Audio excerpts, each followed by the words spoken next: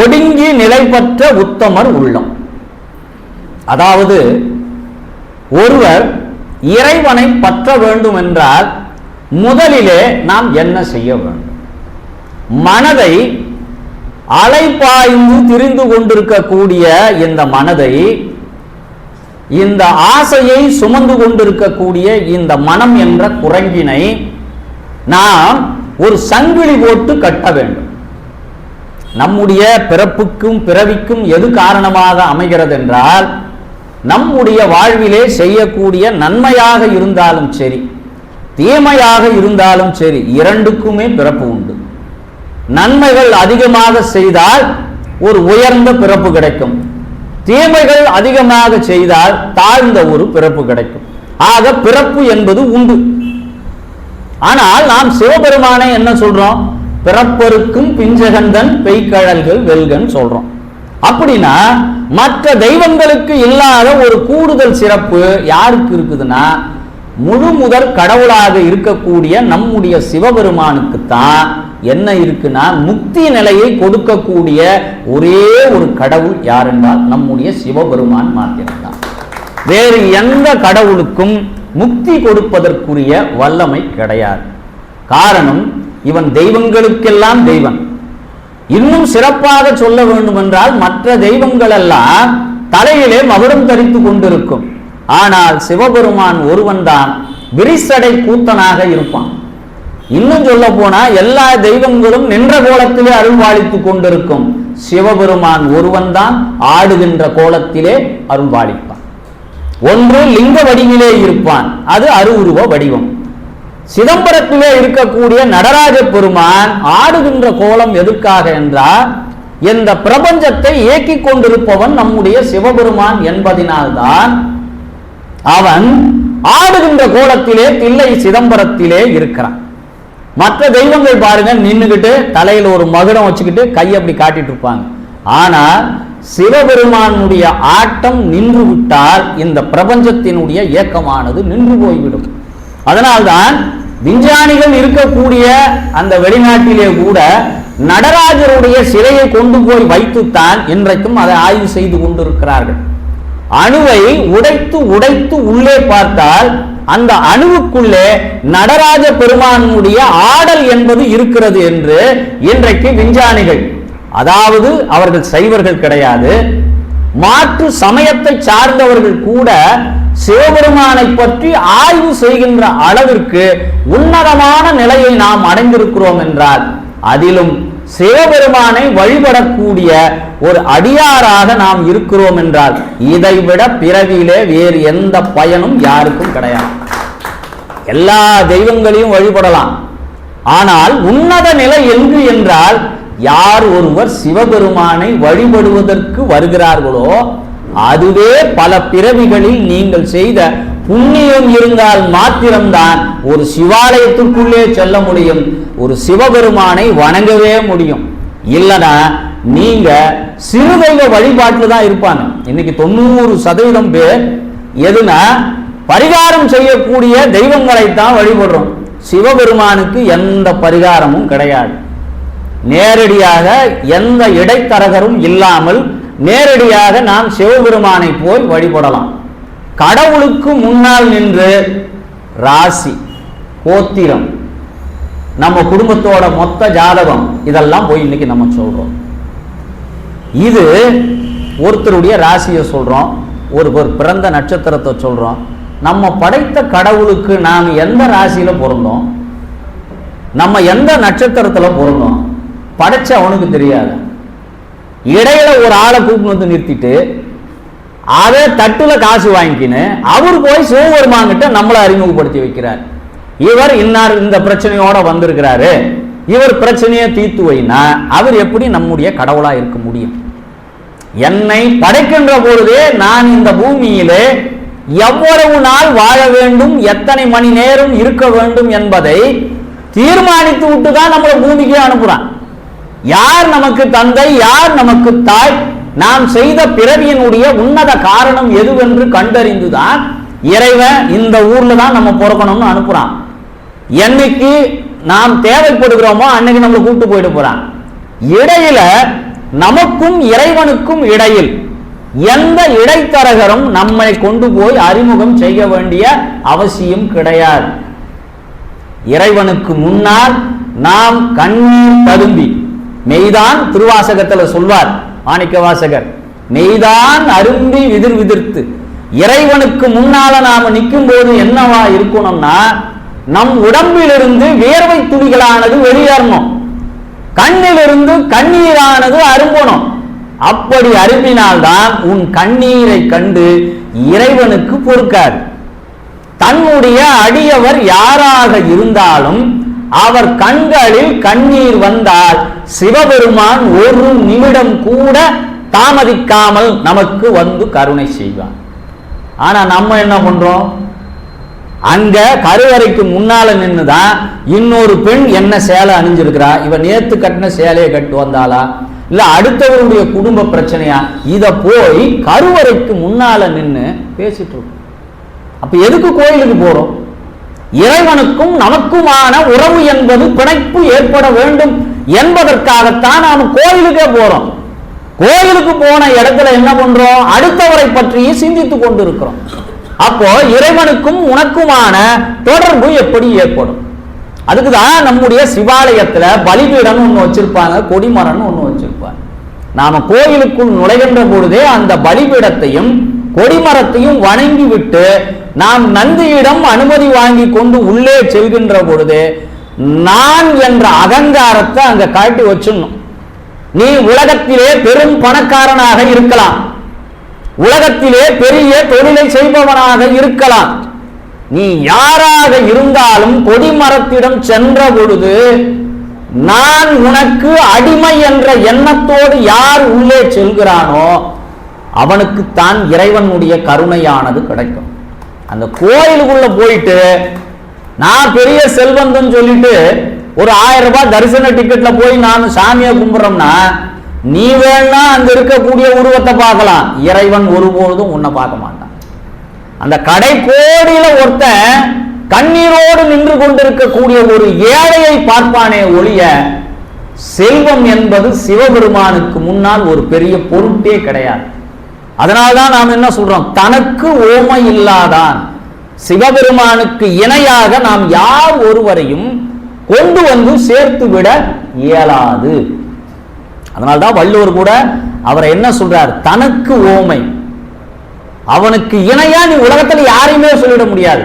ஒரு பெண்ணுக்கு இணையாக இன்னொரு பெண்ணை சொல்லலாம், ஒரு ஆணுக்கு இணையாக இன்னொரு ஆணை சொல்லலாம், ஆனால் சிவபெருமானுக்கு இணையாக உலகத்திலே எந்த கடவுளையும் நாம் காட்ட முடியாது.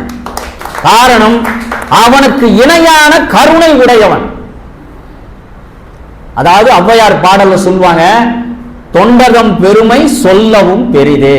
முருகனுக்கும் ஔவையாருக்கும் உரையாடல் நடக்கின்ற பொழுது அந்த பாடலினுடைய கடைசி வரியில சொல்வாங்க, சிவபெருமான் உயர்ந்தவர் என்று சொல்ல மாட்டான், தொண்டகம் பெருமை சொல்லவும் பெரிதே.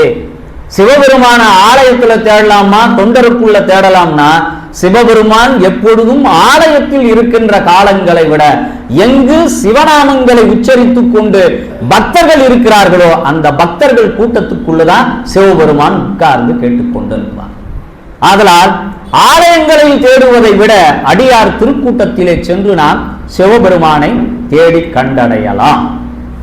இப்ப நாம சிவநெறி செல்வர் சிவவாக்கியர் என்ற செய்திக்குள் வருவோம். ஏன் இவர் ஒரு வித்தியாசமான சித்தர்? எப்படி சொல்றதுன்னா, சைவ சமயத்தில் இருக்கக்கூடிய ஒரு சில மூட பழக்க வழக்கங்கள் அன்று இருந்த காலகட்டத்திலே அவற்றையெல்லாம் தகர்த்தெறிந்து சைவத்திலே புரட்சி செய்தவர். மற்ற எல்லா சமயங்களிலும் பார்த்தீங்கன்னா ஒரு தலைவர் தோன்றி இருப்பார். உதாரணத்துக்கு சொல்றேன், பௌத்த சமயம் தோன்றிய பொழுது அந்த பௌத்தத்தினுடைய தலைவராக புத்தர் இருந்தார். சமண சமயம் தோன்றியது, அதனுடைய தலைவராக மகாவீரர் இருந்தார். கிறிஸ்துவ சமயம் தோன்றியது, அதனுடைய தலைமை பீடத்திலே இயேசுநாதர் இருந்தார். இஸ்லாம் சமயம் தோன்றியது, அதனுடைய தலைமை பீடத்திலே நபிகள் நாயகம் இருந்தார். இவர்கள் இருந்தார்கள், ஒரு சமயத்தை உருவாக்கினார்கள். இவர்களுக்கு பின்னால் வழி நடத்தி செல்லக்கூடிய அளவிற்கு ஒரு சமய தலைவர்கள் அங்கே உருவாகவில்லை. குறிப்பிட்டு சொல்லும்படி ஒரு சமய தலைவர்கள் கிடையாது. ஆனால் நம்முடைய சைவ சமயத்திலே இதனுடைய பாரம்பரியம் என்று ஒன்று உண்டு. இந்த சமயம் கைலாயத்திலே தோற்றுவிக்கப்பட்டது. சிவபெருமானால் தோற்றுவிக்கப்பட்ட சமயம் எதுனா இந்த சைவ சமயம். அது முதலிலே அகச்சந்தான குறவர்கள் என்று 4 பேர் இருந்தார்கள். பிறகு மண்ணிலே வந்த பிறகு புறச்சந்தான குறவர்கள் என்று 4 பேர் வந்தார்கள்.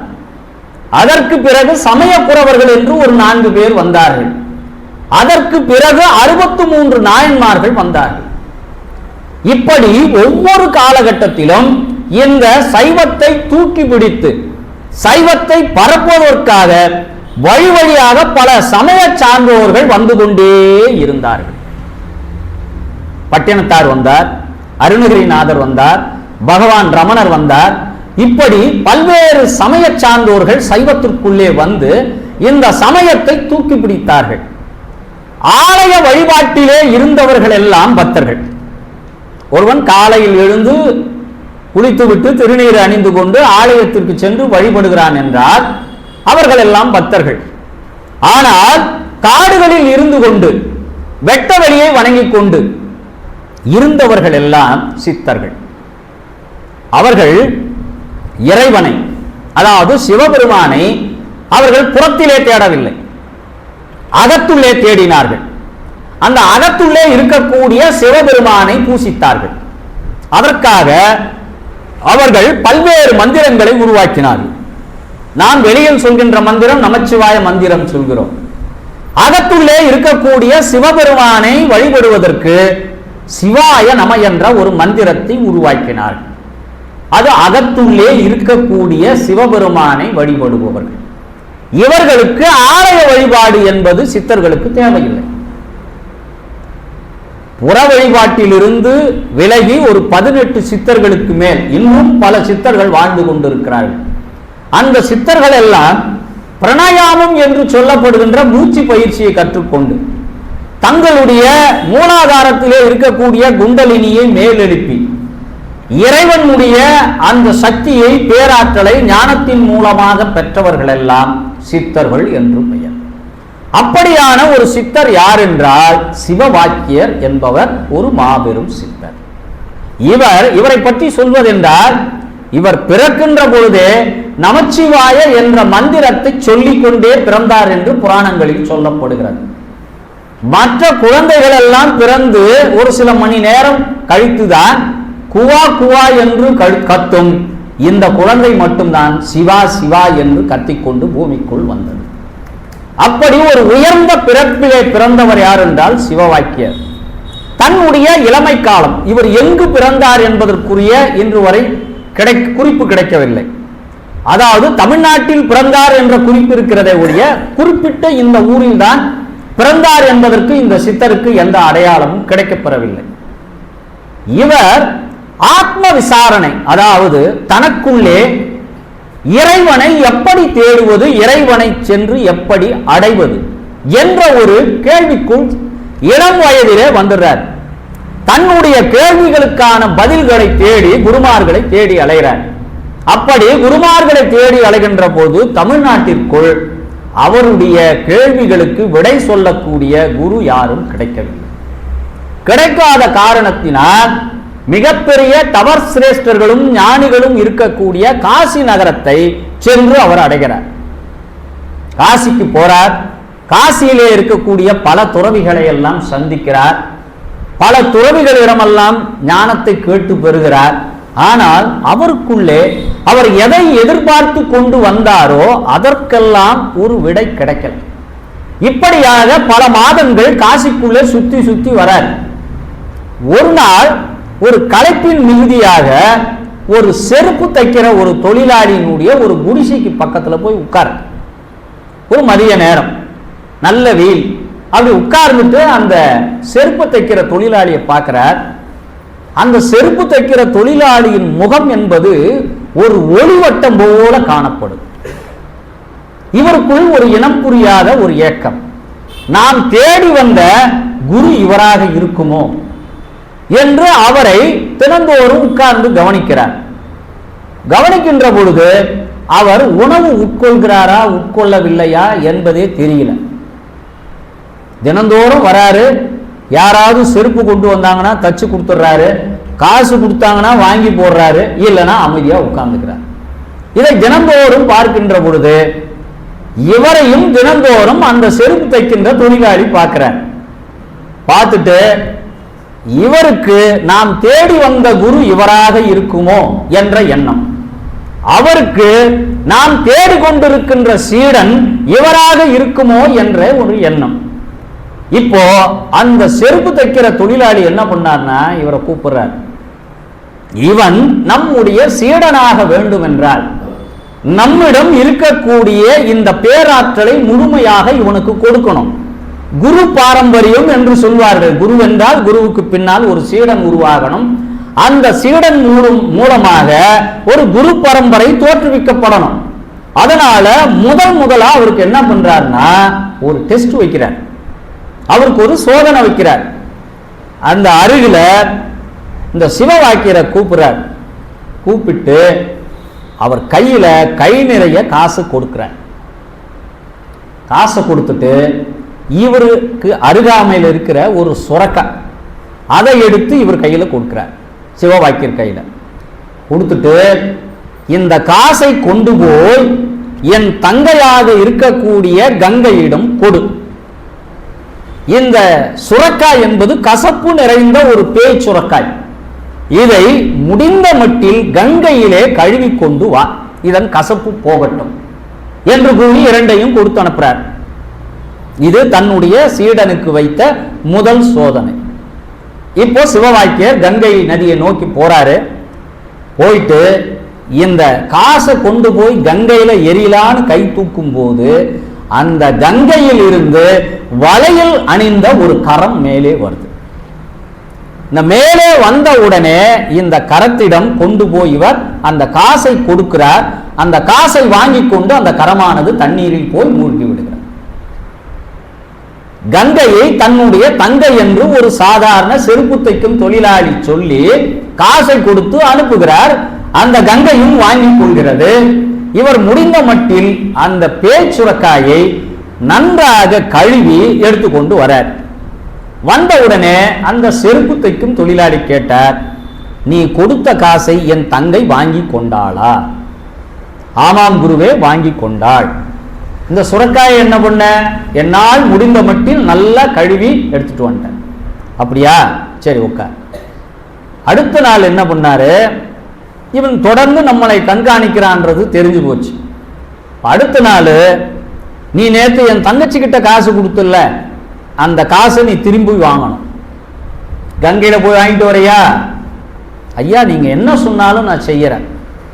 அப்போ இவர் பக்கத்துல ஒரு தோல் பை, மாட்டுத்தோளால் செய்யப்பட்ட துணிப்பை அந்த காலத்துல இருக்கும், ஒரு பை தச்சு வச்சிருப்பாங்க.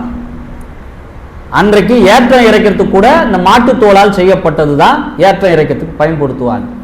இந்த செருப்பு தைக்கும் தொழிலாளி தண்ணி குடிக்கிறதுக்கு என்ன பண்ணார்னா அந்த தோளால் செய்யப்பட்ட தண்ணி வச்சிருக்கிறார். இப்ப அந்த சீடனை கூப்பிடுறார், சிவவாக்கியரை கூப்பிட்டு, நீ கங்கையில போய் காசு கேட்க வேணாம், எந்த பையில் இருக்கிற தண்ணியும் கங்கை தான், இது கங்கை நதியிலிருந்து கொண்டு வரப்பட்டது. இப்போ என் தங்கச்சி கிட்ட போய் நீ இங்க காசு கேளு, கொடுக்கிறாளப்பா.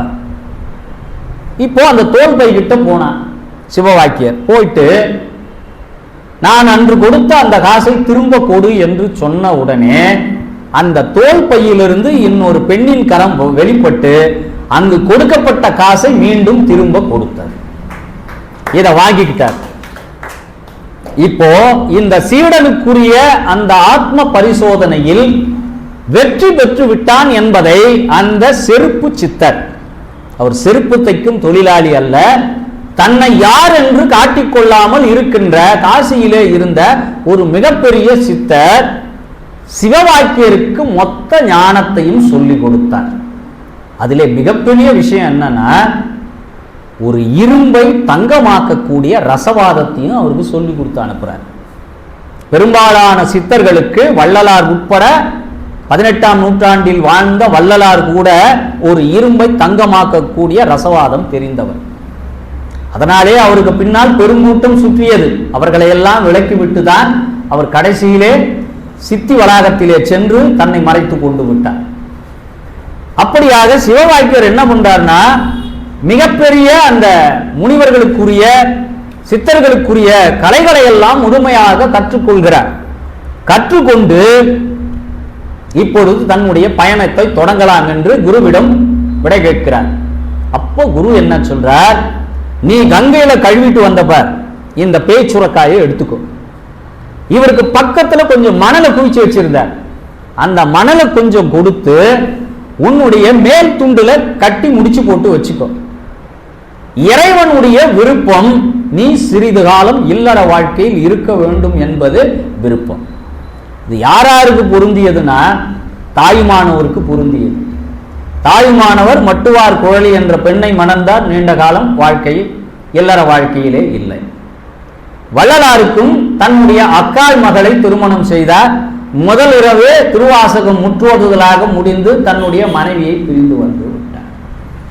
இப்படியாக சிவவாக்கியருக்கும் திருமணம் இல்லற வாழ்க்கை ஏற்பட வேண்டும் என்பது விதிக்கப்பட்ட விதியாக இருக்கின்ற காரணத்தினால் நீ இந்த மணலையும் இந்த பேச்சுரக்காயும் எடுத்துக்கொண்டு செல். உன்னை திருமணம் செய்வதற்காக பல பெண்கள் வருவார்கள். என்னுடைய சக்தி முழுமையும் உனக்கு கொடுத்து விட்டேன். இனி உனக்கு உடலானது ஒளி உடலாக மாற ஆரம்பிக்கும். உன் முகத்தை யார் பார்த்தாலும் அது வசியம் செய்கின்ற அளவிற்கு உன் முகத்திலே பொலிவு ஏற்படும். அதனால் பல பெண்கள் உன்னை நாடி வருவார்கள். இந்த தருணத்தில் நீ மிகுந்த கவனமாக இருக்கணும். அப்படி இருக்கின்ற பட்சத்தில் எந்த பெண் உன்னை திருமணம் செய்து கொள்கிறேன் என்று சொல்கிறாளோ அந்த பெண்ணிடம் நீ இந்த மணலை கொடு. இந்த மணலை கொடுத்து இதை சோறாக சமைத்து கொண்டு வா என்று சொல். இந்த பேச்சுரக்காயை உனக்கு குழம்பு செய்வதற்குரிய கறி குழம்பை செய்து கொண்டு வா என்று சொல். இந்த இரண்டையும், மணலை யார் சோறாக்குகிறாளோ, இந்த கசப்பான சுரக்காயை யார் ஒருவர் இனிப்பு பொருளாக மாற்றுகிறாளோ அவள்தான் உன் மனைவி என்று குருவானவர் தன்னுடைய சீடனுக்கு சிவவாக்கியருக்கு சொல்லி விடை கொடுத்து அனுப்புகிறார். என் கடமை முடிந்து விட்டது. இனி நீ இந்த உலகத்திலே ஒரு சிவனடியாராக வாழ்ந்து சிவனது பெருமையை இந்த உலகம் முழுக்க பரப்புவாயாக என்று ஒரு சாதாரண செருப்பு தைக்கும் தொழிலாளியிடமே சிவனுடைய பேராற்றல் இருக்கிறது என்றால், இங்கு நாம் உருவத்தை கண்டு எவரையும் எளிதாக எடை போட்டு விடக்கூடாது. ஒருவன் அணிகின்ற ஆடையிலோ, ஒருவன் நடக்கின்ற விதத்தை வைத்தோ, ஒருவனுடைய உருவத்தை பொறுத்தோ இவன் எளிதானவன், இவனுக்கு திறமை இருக்காது என்று நாம் எவரையும் ஏளனம் செய்து விடக்கூடாது. ஒரு சாதாரண செருப்பு தைக்கும் தொழிலாளின்னு இவர் கடந்து போயிருந்தா இன்றைக்கு நாம் பேசுகின்ற சிவவாக்கியரை பற்றி நமக்கு வரலாறே கிடைச்சிருக்க. ஒரு குருவுக்கும் சீடனுக்குமான இருந்த உறவு என்பதை நாம் இன்று பேசுவதற்கு காரணம், இருவருக்கும் சிவன் இணைத்து வைத்தார். ஒரு குருவிற்கு ஒரு சீடனை காட்டினான், சீடனுக்கு ஒரு குருவை காட்டினான். எப்படி பானபத்திரனுக்கு சேரலான் பெருமானை காட்டினாரோ அப்படி இறைவனை பொறுத்த வரையில் சுந்தரருக்கும் சேரமான் பெருமானை இணைப்பு காட்டினார். ஆக ஒரு அடியாரை இன்னொரு அடியாரிடம் கொண்டு போய் சேர்க்கின்ற வேலையை உண்மையான பக்தர்கள் யாராக இருந்தாலும் அவர்களுக்குரிய வழியை கண்டிப்பாக சிவபெருமான் காட்டுவான். நம்மிடம் இருக்க வேண்டியது, துன்பங்கள் வருகின்ற பொழுது பொறுமை காக்கும். நாளைக்கு காலையிலே நம் வாழ்க்கை முடிந்துவிடும் என்றாலும் இருக்கின்ற ஓர் இரவில் கூட இறைவன் வந்து நமக்கு அருள்வான் என்று இறைவன் மீது முழுமையாக நம்பிக்கை வைக்கணும். ஒரு பாதி தூரம் நம்பிக்கை வச்சுட்டு பாதி தூரத்துல கைவிட்டு கூடாது. ஏனென்றால் நம்மை கைதூக்கி விடக்கூடிய ஒரே ஒரு இறைவன் சிவபெருமானை தவிர வேறு ஒருவனால் என்றைக்கும் அவன் கொடுக்க நினைப்பதை இன்னொருவனால் தடுத்து நிறுத்த முடியாது. அவன் கண்டிப்பா கொடுப்பான்ற நம்பிக்கை இருக்கணும். காரணம், அவன் 100 மார்க் இருக்குன்னா 99 மார்க் வரலையும் உன்னை ஃபெயில் பண்ணிட்டே வருவான். கடைசி ஒரு மார்க் இருக்கு பாருங்க, அங்க உங்களை தூக்கி உயரத்துல வச்சான்னா அன்றைக்கு உலகம் முழுக்க உங்களை தெரியும். இதுவரையில் யார் என்று தெரியாமல் இருந்த உங்களை ஒரு நொடியில் இந்த உலகமே அறியக்கூடிய அளவிற்கு மாற்றக்கூடிய வல்லமை படைத்தவன் யார் என்றால் நம்முடைய சிவபெருமான். முழுமையா நம்பணும். அறகுற நம்பிக்கை எல்லாம் இறைவன் மீது வைத்தோம்னா எதுவும் கிடைக்காது. அந்த முழு நம்பிக்கை தான் நமக்கு பலன் அளிக்கும். இதுக்காக தான் இந்த நாயன்மார்கள் வரலாற்றையும் அடியார் பெருமக்களுடைய வரலாற்றையும் நாம் ஏன் அடியார்களிடம் சொல்றோம்னா, நீங்க முழுமையா நம்பிக்கை வைக்கணும்ன்றது. இப்ப இந்த சிவவாக்கியர் காசியிலிருந்து பயணப்படுறார். பயணப்பட்டு ஒவ்வொரு ஊரா போய்கிட்டு இருக்கார். பல பெண்கள் வர்றாங்க. இவருடைய அழகான அந்த பொலிவான தேகத்தை பார்த்து பல பெண்கள் இவரை திருமணம் செய்து கொள்ள வேண்டும் என்பதற்காக வர்றாங்க. அப்படி வந்தவங்களெல்லாம் இவர் ஒன்றும் பண்ணல. கையில் இருக்கிற மணலையும் பேச்சுரக்காயும் கொடுத்து இதை சமைச்சிட்டு வான்னு சொன்ன உடனே எல்லா பெண்களும் இந்த ஆள் ஒரு லூசா இருப்பான் போல இருக்குன்னு சொல்லிட்டு ஓட ஆரம்பிச்சுட்டாங்க. மணலை போய் எப்படி சோறாக்க முடியும்? கசப்பான ஒரு சுரக்காயில எப்படி ஒரு இனிப்பான குழம்பு வைக்க முடியும்? ஆக இது ஏதோ ஒரு பைத்தியம் நினைச்சிட்டு எல்லாரும் அவரை விட்டு விலக ஆரம்பிச்சுட்டாங்க. இப்படியாக பல நாட்கள் கடந்து அவர் தமிழகத்தை நோக்கி வரார். அந்த தமிழகத்தை நோக்கி வந்தவர் ஒரு நாள் ஒரு காட்டிற்கு அருகிலே வரார். அந்த காட்டிற்கு அருகிலே பார்த்தீங்கன்னா நரிக்குறவர்கள், காட்டிலே நரியை வேட்டையாடக்கூடியவர்கள், விலங்குகளை வேட்டையாடி அதனுடைய தோள்களை எல்லாம் பதப்படுத்தி செய்யறவங்க, உடைய பின்றவங்க, முரத்தை செய்யறவங்க, மூங்கிலால் இப்படியான தொழில்களை செய்யக்கூடியவங்க, பாசிமணி செய்யறது, இப்படியான அந்த நரிக்குறவர் எனும் காட்டை ஒட்டிய நிலப்பகுதியிலே வசித்துக் கொண்டிருக்கிறார்கள். அப்படி வசித்துக் கொண்டிருக்கின்ற பொழுது இவர் ஒரு மதிய நேரம் அந்த குடிசை பக்கத்துல வரார். வந்தவர் அங்க பாக்குறாரு, நரிக்குறவர் இனத்துல யாரும் ஆட்களே இல்லை. எல்லாம் அவங்க வேலைக்கு காடுகளுக்கு மூங்கில் வெட்டுறதுக்கும் சமைக்கிறதுக்கு விறகு தேவைப்படும், இதுக்காகவும் எல்லாரும் காட்டுக்கு போயிட்டு இருக்காங்க. ஒரே ஒரு குடிசையில மட்டும் ஒரு பருவ வயதுடைய ஒரு பெண் இருக்கா. இவர் எல்லார் வீட்டுக்கும் போறாரு, எல்லா கதவும் சாத்தப்பட்டிருக்கு, ஒரே ஒரு கதவு திறந்து இருக்கிறது. வீட்டுக்கு வெளியில நிக்கிறார். உள்ள யாரு இருக்கிறதுமான்னு கேட்கும்போது ஒரு அழகான நரிக்குறவர் இனத்தை சேர்ந்த ஒரு பெண் வெளியே வரார். வந்த உடனே இவரை காலில் விழுந்து வணங்கி இவர் முகத்தை பார்த்த உடனே இவர் பெரிய அடியாராக இருக்கணும், இவர் ஒரு சித்தரா இருக்கணும்னு அந்த நரிக்குறவர் இனத்தை சேர்ந்த ஒரு படிக்காத பாமர பெண்மணி இவர் காலிலே விழுந்து வணங்கி, நீங்கள் எங்கள் வீட்டிற்கு உள்ளே வர வேண்டும் என்று கேட்கிறார். ஒரு ஆண் இல்லாத வீட்டிலே ஒரு ஆடவன் என்பவன் உள்ளே செல்லக்கூடாது. இது தமிழருடைய பண்பாட்டு நெறியியல் முறை. ஒரு வீட்டிற்குள் ஒரு ஆண் இருந்தால்தான் இன்னொரு ஆணானவன் அந்த வீட்டிற்கு செல்லணும். நம்முடைய சிவவாக்கியர் என்ன சொல்றாருன்னா, உங்கள் வீட்டிலே இருக்கக்கூடிய பெரியவர்களோ உடன் பிறந்தோரோ வரட்டுமா, அதுவரையும் நான் வெளியில இருக்கிற திண்ணையில உட்கார்றேன். பெரியவர்கள் வந்த பின்னால எனக்கு பசி எடுக்குது, நீ உணவு சமைச்சு கொடுக்கணும்.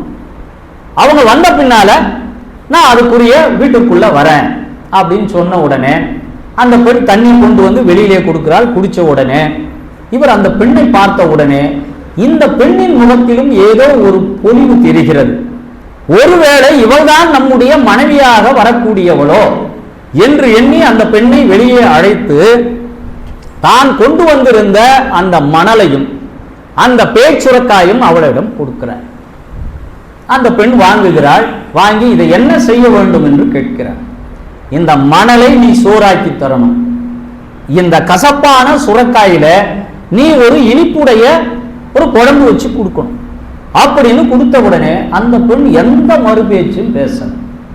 நாமளாம் தான் என்ன சொல்வோம், ஒரு மணலை போய் எப்படியா சோறாக்க முடியும், இது சுரக்கா கசப்பு, இதில் எப்படி குழம்பு வைக்க முடியும், நீ என்ன பைத்தியம் முடிச்சிருக்குதான்னு நாம கேட்போம்.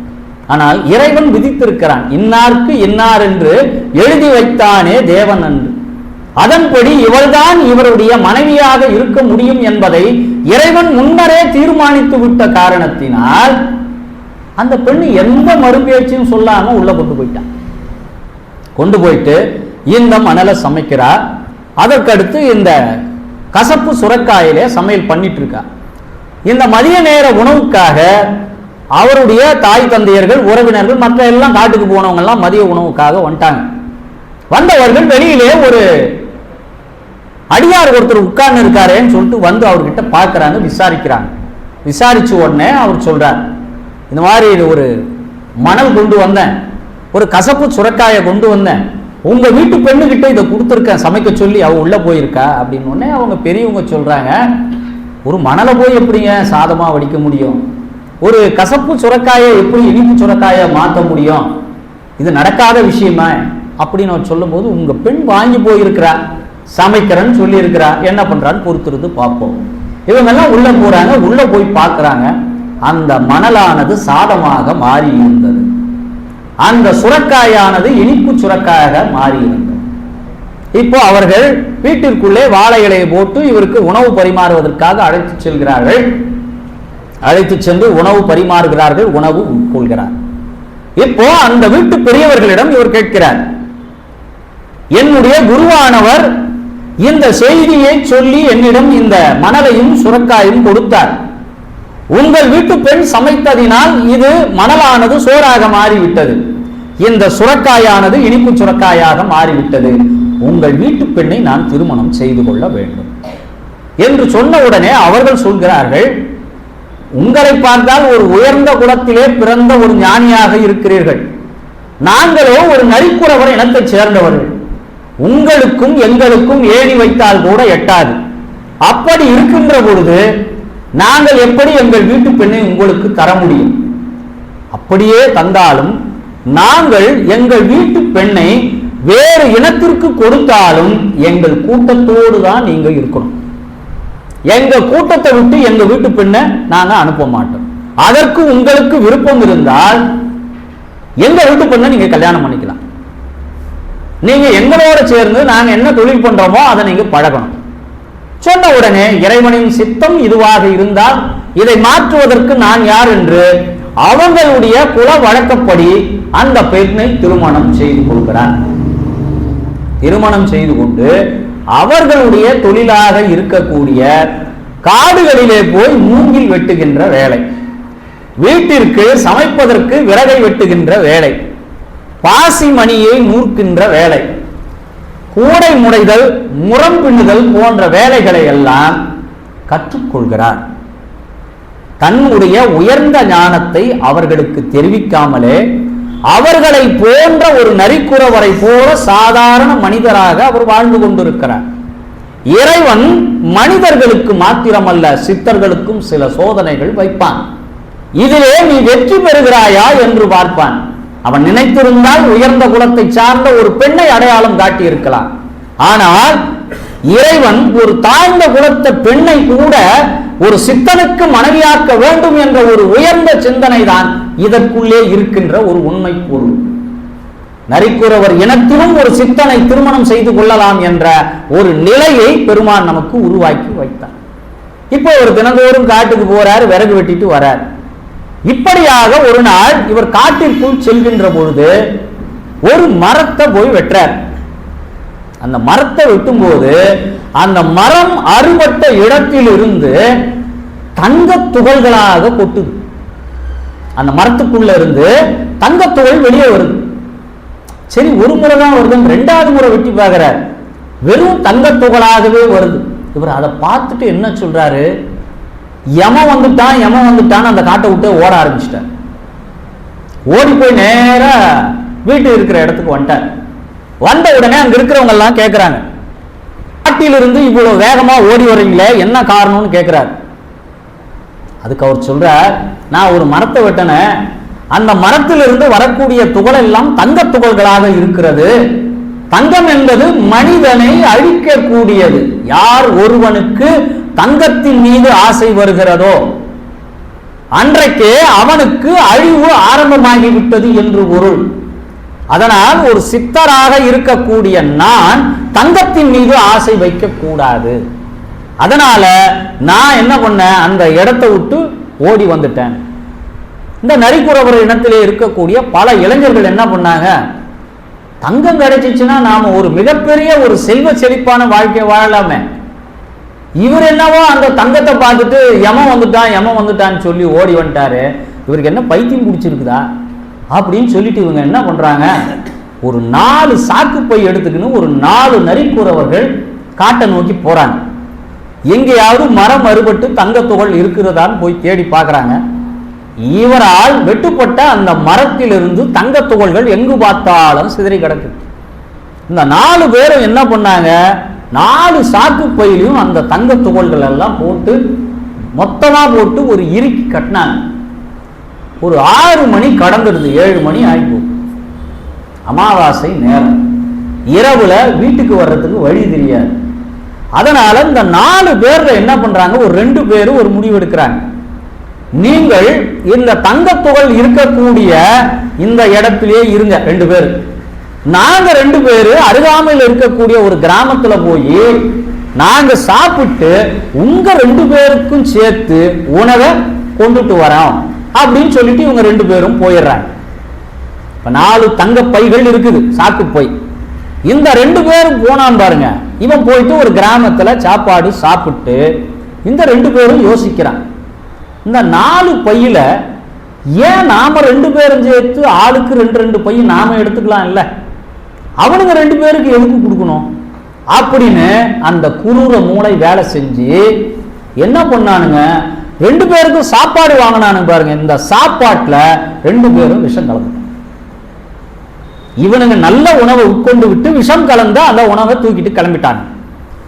அங்க தங்க துகள்களுக்கு காவல் காத்துட்டு இருக்கான் பாருங்க 2 பேரு. அவன் 2 பேரும் யோசிக்கிறான், நாம ஏண்டா காவல் காத்துட்டு இருக்க இந்த 4 பைய அந்த 2 பேருக்கு பங்கிட்டு கொடுக்கணும்.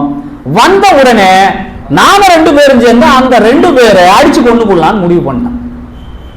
இப்போ அவங்க 2 பேரும் வந்துட்டு இருக்காங்க. இவங்க 2 பேரும் ஒரு மரத்தின் மறைவில் நின்று கொண்டு கையிலே ஒரு பெரிய விறகு கட்டிய கையில வச்சுக்கிட்டு வந்த 2 பேர் தலைமையில அடிச்சு 2 பேரை காலி பண்ணாங்க. இப்போ அவங்க கொண்டு வந்தாங்க பாருங்க உணவு, அதை கொண்டு போய் இந்த 2 பேரும் சாப்பிட்டான். இந்த 2 பேரும் சாப்பிட்டு இந்த 2 பேரும் செத்துட்டான். இப்போ அந்த தங்க பைகள் அடங்கியவை அங்கேயே இருக்குது. இப்போ 4 பேரும் மரணம் அடைஞ்சிட்டான். மறுநாள் இந்த 4 பேரை தேடி சிவவாக்கியர் சித்தர் உட்பட அந்த நரிக்கூறவரனும் காட்டுக்குள்ள போறாங்க.